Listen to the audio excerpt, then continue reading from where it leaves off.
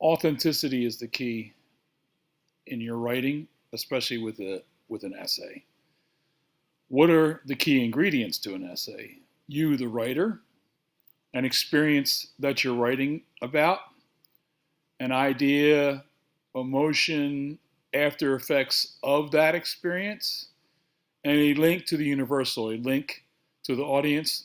Your audience may only be other veterans. It doesn't have to be to the universal. It could be just to a certain niche of people who are going to understand your experience. Do you like to cook? Do you like to eat? I like both.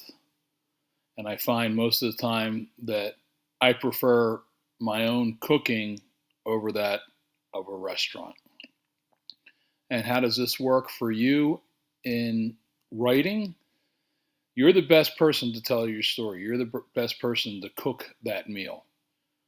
Now, that doesn't mean that there aren't other good chefs out there that you can take examples from. I do that all the time. We have to pull in ingredients, and you can look at other essays or other writers as ingredients to help you build your own recipe, your own dish.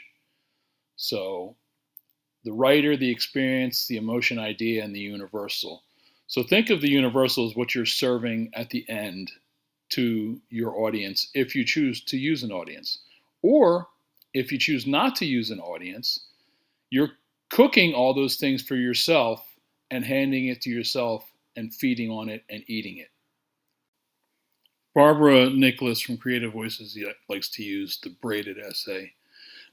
I like to use the woven essay, as in camouflage netting, because that's something we weave to protect ourselves. Not necessarily to hide our problems. It's a practice used in war, and we've seen it a lot here where I am. Of everybody is weaving camouflage netting.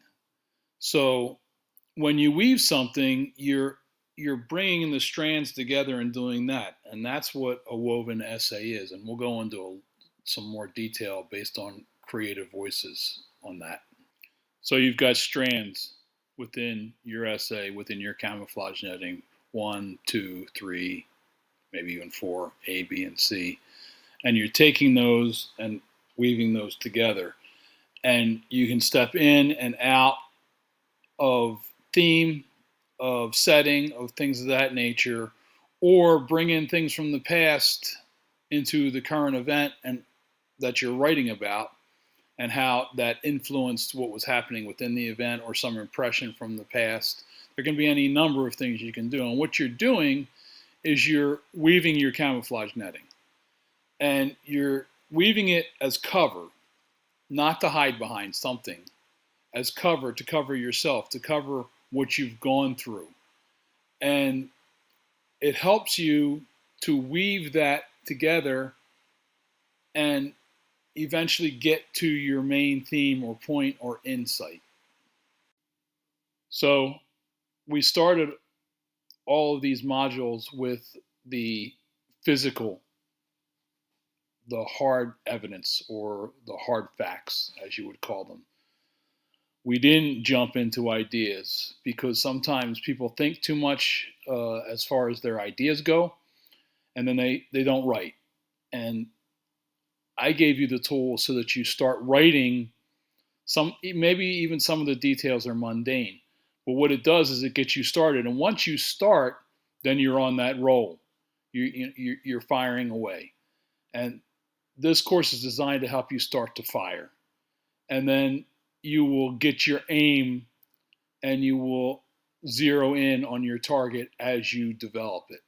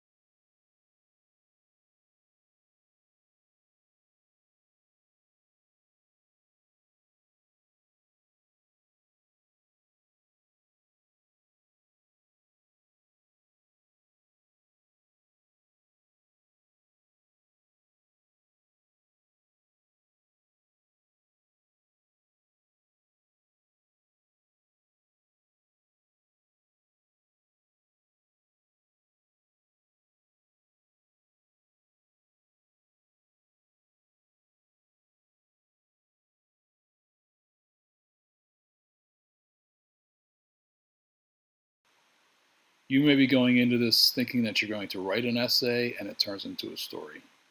You may think that you're writing a story and it turns into an essay. That's okay. The objective here is to keep marching towards that mountaintop so that you achieve your objective of writing down whatever it is that keeps eating at you.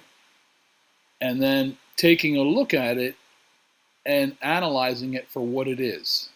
And then sharing it or discarding it.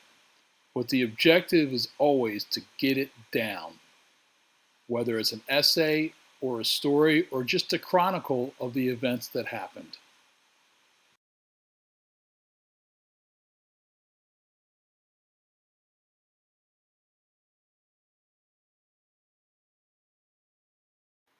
First, thank you for the trust and for your business and for letting me walk alongside you as we go. The essay that I have attached to this lesson is the one by George Orwell on the Spanish Civil War, because it's a good example of weaving of everything, and it's also the good example of having a theme and a point to it. It's 8,000 words, which is rather long, and that's one of the points I want to make. Don't set yourself up for it's got to be 1 page, 2 pages, 3 pages. Don't put limits on your mission, because you know that the mission almost never turns out the way it's supposed to. Your mission should be to get it down, however long it turns out to be, or however many essays or narratives it turns out to be. That's just what happens as you're in the firefight. And once again, thank you. And we're going to move on. The next one will be what we call the hero journey. And then after that, we're going to get into case studies.